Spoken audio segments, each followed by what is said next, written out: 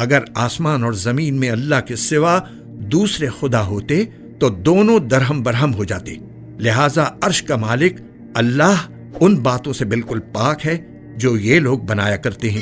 اے پیغمبر کہو تمام تعریفیں اللہ کے لیے ہیں اور سلام ہو اس کے ان بندوں پر جن کو اس نے منتخب فرمایا ہے۔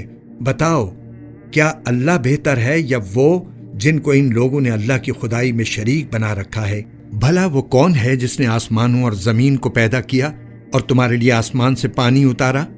پھر ہم نے اس پانی سے بارونق باغ اگائے، تمہارے بس میں نہیں تھا کہ تم ان کے درختوں کو اگا سکتے؟ کیا پھر بھی تم کہتے ہو کہ اللہ کے ساتھ کوئی اور خدا ہے؟ نہیں، بلکہ ان لوگوں نے راستے سے منہ موڑ رکھا ہے۔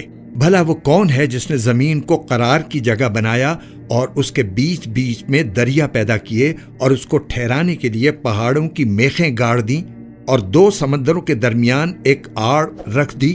کیا پھر بھی تم کہتے ہو کہ اللہ کے ساتھ کوئی اور خدا ہے؟ نہیں، بلکہ ان میں سے اکثر لوگ حقیقت سے ناواقف ہیں۔ بھلا وہ کون ہے کہ جب کوئی بے قرار اسے پکارتا ہے تو وہ اس کی دعا قبول کرتا ہے اور تکلیف دور کر دیتا ہے، اور جو تمہیں زمین کا خلیفہ بناتا ہے؟ کیا پھر بھی تم کہتے ہو کہ اللہ کے ساتھ کوئی اور خدا ہے؟